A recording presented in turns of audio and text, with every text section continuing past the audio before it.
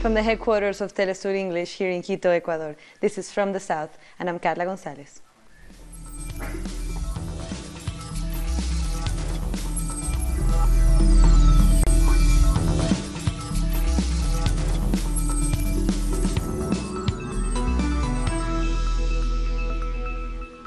The Venezuelan President Nicolas Maduro says he is committed to reaching a final agreement with the opposition because only in peace can our country overcome its problems. That's what Maduro said when he was speaking after President of the Dominican Republic, Danilo Medina, after he confirmed that the Venezuelan government and opposition had reached a pre-agreement at their talks in Santo Domingo. Based on the principle that nothing can be agreed upon until everything is agreed upon, we cannot give details about our progress so far. There are still matters to be discussed. We must bring these matters to Caracas first, to deliberate and come to a decision. We have between 3 and 5 days to do this.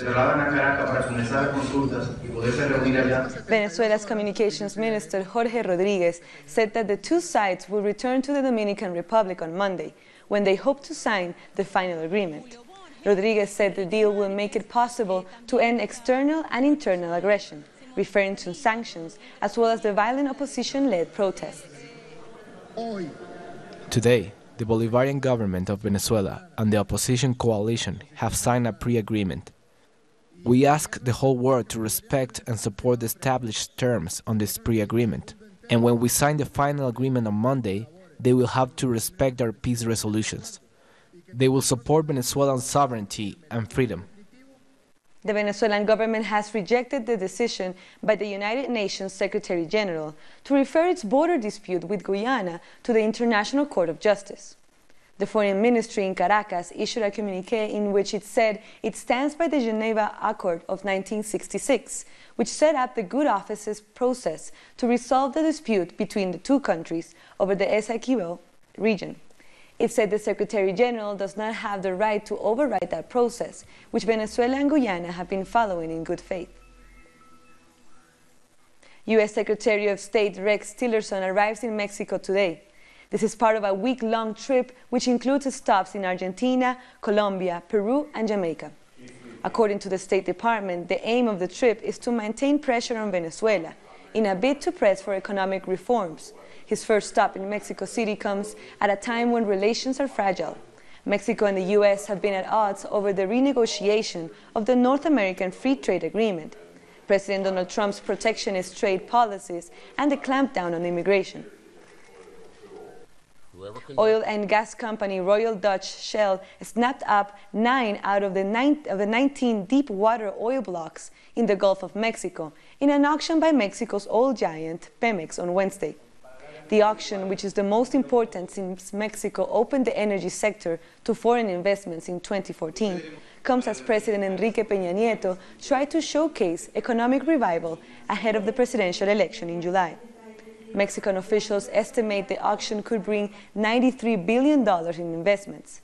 But the move is seen as controversial, as Pemex, once a proud symbol of the Mexican symbolism, is slowly being sold off to foreign interests. This is really a diversification of the productive petroleum sector of the country. It makes us happy that Shell and other companies have taken up this effort. Shell won 9 out of the 19 blocks that were put up on auction. This is not a concentration. In the wider context, we are talking about 68 companies. This is excellent news for Mexico, and it's a strong commitment for Shell for the development of Mexico. The quantity and activity that will take place in the coming years is only good news for every Mexican.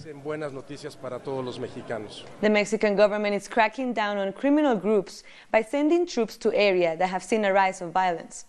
It says federal police troops will work with local police to detain known major criminals. More than 25,000 murders were recorded last year as rival drug gangs increasingly splintered into smaller, more violent groups. Opposition parties and human rights groups say the use of the military to fight drug gangs has only increased the violence in Mexico. But the government insists it has had positive results in the south of the country. The criminal indexes have stagnated or lowered in each of their specialties.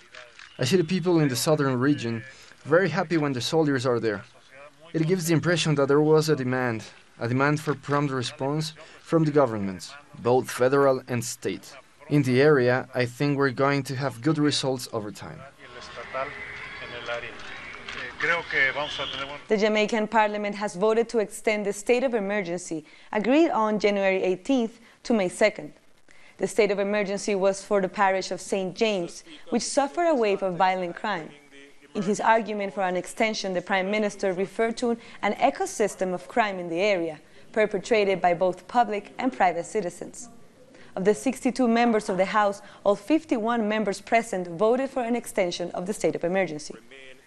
Mr. Speaker, the provision in law is that the Governor General may declare a state of emergency for a period not exceeding 14 days. An extension of the period must be approved by both Houses of Parliament by resolution supported by a two-thirds majority of all the members of each House. Colombia's National Liberation Army, or ELN, has asked the government to comply with commitments in order to continue talks at the dialogue table in Quito, Ecuador. The government has dismissed calls from the ELN, saying their declarations are incompatible with the terrorist acts on the ground. Colombian President Juan Manuel Santos ordered the suspension of the peace talks on January 29, after the bombing of a police station in Barranquilla over the weekend. 2 days later, indigenous organizations denounced a bombing attack carried out by Colombian armed forces, presumably targeting an ELN camp in the department of Chocó, wounding a youth in the indigenous territory. Telesur sat down with Pablo Beltrán, chief negotiator of the National Liberation Army, in an exclusive interview. He spoke to us about the challenges in trying to achieve sustained peace. No one ever knows about the things that transpire around Colombia. For example, last night a bombing took place in the middle of the night in the south of Chocó. Those who were primarily affected were indigenous. Those Colombians don't count.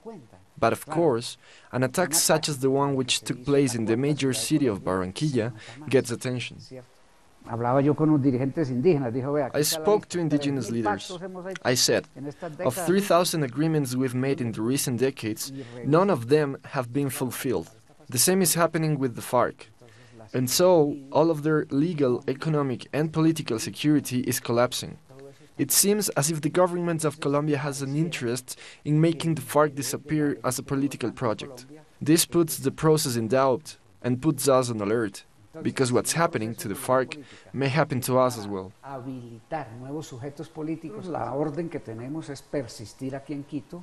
Our demand is for the government to continue to hold the meetings in Quito and to arrive at a national dialogue.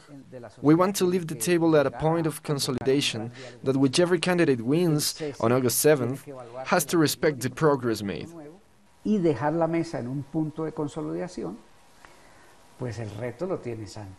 The challenge before President Juan Manuel Santos is to continue the process with the FARC and to maintain the dialogue with us.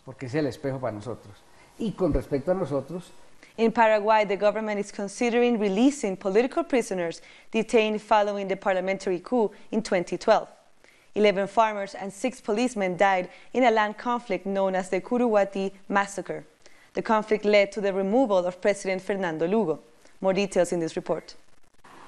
After multiple unsuccessful complaints to the public ministry and the judicial system, Representative Rocio Casco is pushing for amnesty for campesinos convicted of a massacre during a violent eviction from public lands in 2012.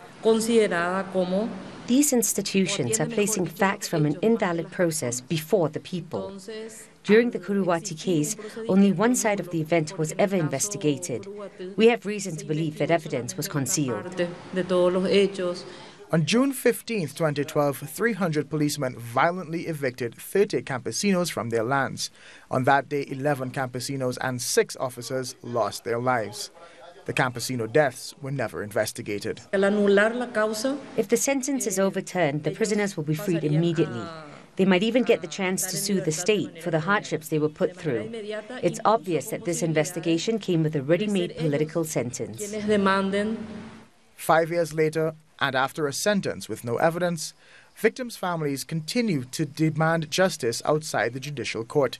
They say they will continue to mobilize until the government listens to them. We are still waiting for justice to be served. Next week, we will hold another week-long vigil outside the courthouse. We will bring more people to demand justice. 5 years ago, the Marina Quay settlement was occupied by campesinos. They were attacked by police when they resisted eviction. The farmers say the land was stolen from them and given to a new owner. Today, campesinos occupy the land and are rebuilding the community. We'll take a short break now. Join us again after this look at what our multimedia colleagues are reporting.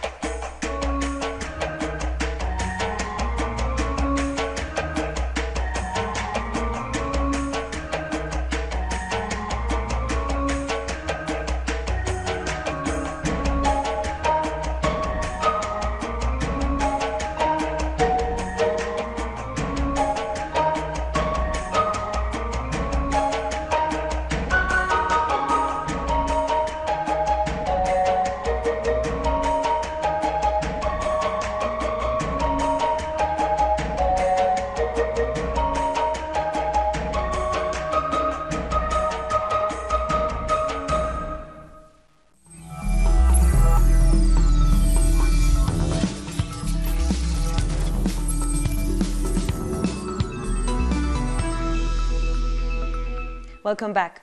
5 of Costa Rica's presidential candidates shared their vision for the country in a debate ahead of Sunday's general election.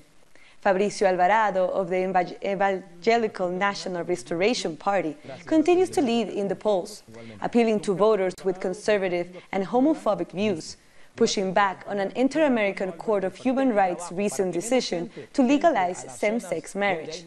Taxes, infrastructure, public transportation, and the role of the private sector in infrastructure projects were some of the topics touched upon in the debate. The Federal Bureau of Investigation is in Ecuador to assist with investigations into last Saturday's car bomb blast. They want to determine if the attack was in retaliation for a crackdown on criminal organizations linked to drug trafficking. The attacks happened in the northern cities of San Lorenzo and Eloy Alfaro. No one was killed, but 14 police officers were injured. The explosion caused a 50-meter blast, which damaged most of a police command center and neighboring homes.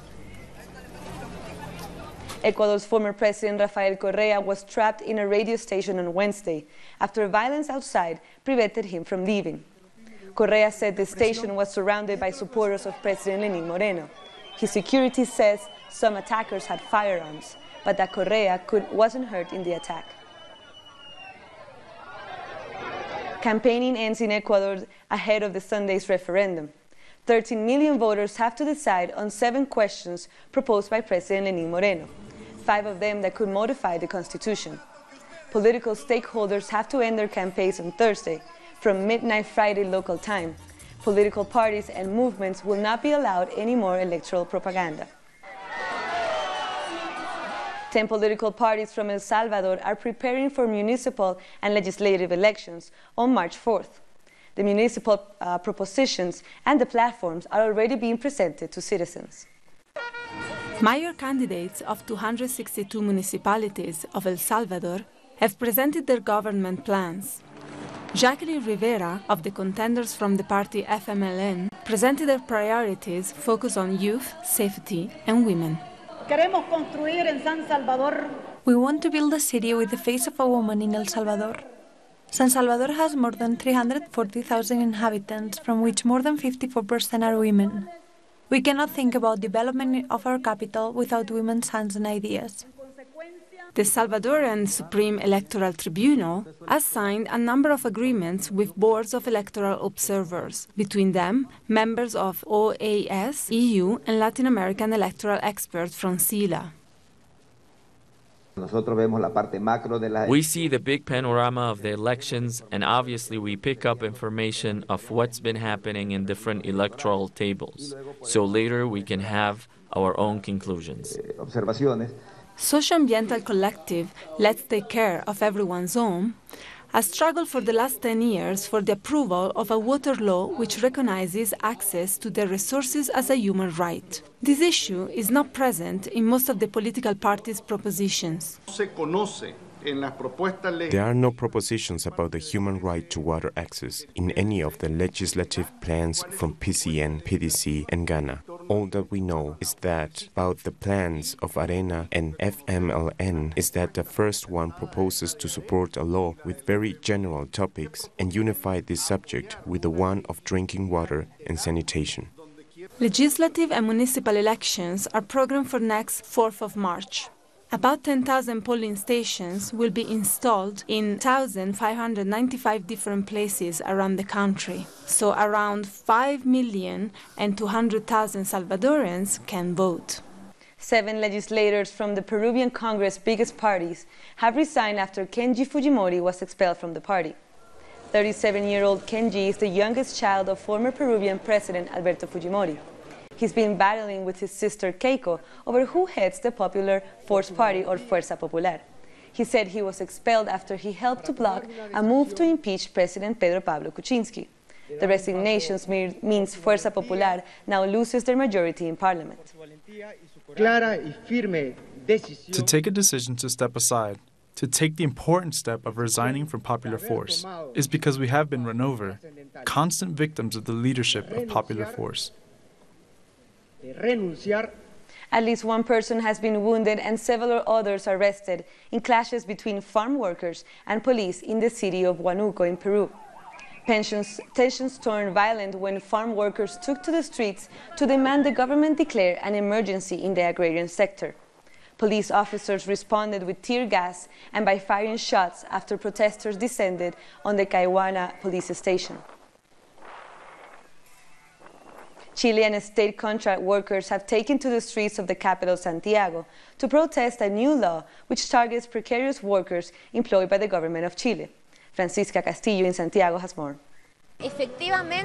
Hundreds of Chilean workers and contract workers mobilized in the center of Santiago to the Ministry of Labor and protested against the law that forces workers to turn over a % of their earnings to pension administrators. Many organizations, a lot of which came to protest from the metropolitan area, say this law puts workers under precarious conditions, leaving them with low salaries. Workers say they won't accept it, while the government, which is their employer, refuses to recognize them as public employees. The protesters congregated in Plaza de Armas, then marched to the Ministry of Labor, where a group of representatives entered the building to request a meeting with the minister. Eventually, they headed to Palacio de la Moneda, where they delivered a letter to Chilean President Michelle Bachelet. In the end, the Ministry of Labor received them, in an effort to solve a situation which is expected to continue to financially benefit only Chilean pension administrators. Francisca Castillo from Santiago. Now, Cuba is seeking support from the European Union to help it unite its currencies. The government says it wants to reform its currency and modernize its economy. Currently, there is the Cuban peso, which public employees receive as salaries, and then there's the convertible peso, which is equivalent to the US dollar and worth 24 times more than the Cuban peso. Neither of them are legal outside the island. We're in the middle of modernization, of the transformation of Cuba's economy.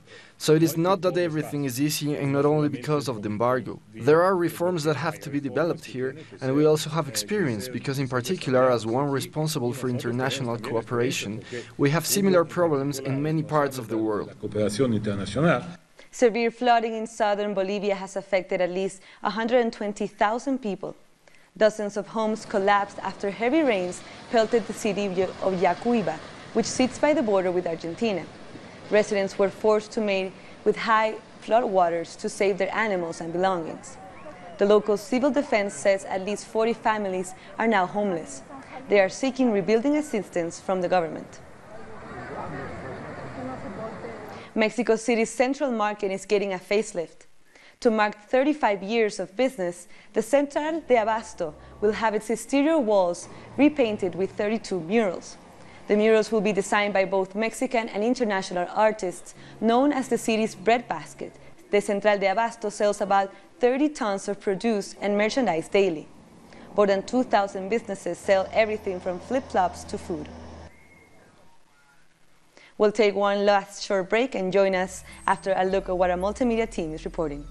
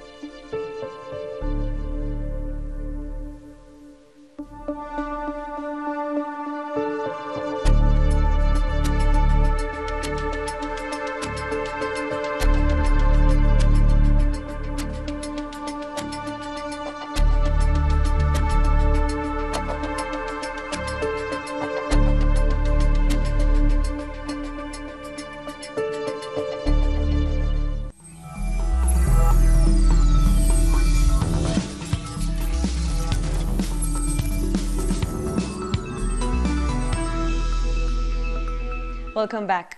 The FBI and the White House have clashed publicly over a Republican intelligence memo alleging anti-Trump bias within the Justice Department.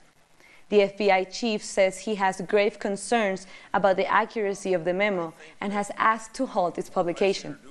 The memo is believed to accuse the FBI of abusing its surveillance powers to target the Trump campaign. This furthers the rift between the White House and the agency that is currently investigating ties between Trump's campaign and Russia. The Court of Arbitration for Sports has overturned a doping ban on 28 Russian athletes just a week prior to the Winter Olympics set to take place in South Korea. The court said it wasn't enough evidence to prove the sportsmen broke the anti-doping rules at the 2014 Olympics in Sochi. However, the International Olympics Committee said the group could only participate with their permission. Former head of Russia's anti-doping laboratory confessed he provided banned steroids to athletes and swapped tainted samples for clean urine in Sochi on orders from the country's state sports officials. The evidence collected was found to be insufficient to establish that an anti-doping rule violation was committed by the athletes concerned. This does not mean that these 28 athletes are declared innocent, but in their case, due to insufficient evidence, the appeals are upheld, the sanctions annulled, and their individual results achieved in Sochi are reinstated. And Mexico said goodbye and good luck to its Winter Olympics team on Wednesday. In a ceremony in Mexico City, the delegation of 4 received the Mexican flag from the Olympic Sports Committee. They will be competing in freestyle, alpine and cross-country skiing in Pyeongchang, South Korea. The games kick off on February 9th, and Mexico is hopeful the Olympiads will bring back a lot of medals and help popularize winter sports in the Latin American country. Now let's have a look at some other stories making headlines from around the world. 11 people have been killed in a fire in the city of Sapporo in northern Japan that mainly housed elderly people on welfare. 5 other people were rescued. The cause of the fire is still being investigated and victims are still being identified. French President Emmanuel Macron has pledged support for Tunisia during the first visit to the country. He said that France would provide Tunisia with more than $338 million in new financing as it seeks to bolster the North African nation's democratic transition. This will allow to concretely assist young people who have projects, whatever the sector or their level of qualifications, in order to fight joblessness, especially with regards to the youngest people and qualified youths. Hong Kong police have disarmed another 450 kg wartime bomb in an operation that lasted for 24 hours. The police evacuated close to 5,000 people before starting the operation. This is the second time within a week that an American bomb dropped during World War II had been discovered at a harbour front construction site in Wan Chai. Because of the rain yesterday, the working conditions were not good. Because of the location, it was extremely difficult to be able to access it, and because of the nature of the firing mechanisms, the fuses, one of which we couldn't even see, it was extremely dangerous for the officers who were engaged in the disposal operation. A district court in Myanmar has rejected bail for 2 Reuters journalists accused of violating the country's colonial-era Official Secrets Act. This after 31-year-old Valon and 27-year-old Kwa So Oo had worked on the Rohingya crisis in Rakhine State. They were detained in December last year. Reuters president and editor-in-chief Stephen Alder expressed disappointment that the reporters were denied bail and called for their prompt release. And with this, we've come to the end of this morning news brief. These and many other stories, as you know, you can find them on our website at telesurtv.net/English. You can also join us on social media, Facebook, Twitter, and Instagram. For Telesur English, I'm Carla Gonzalez. Thank you for watching.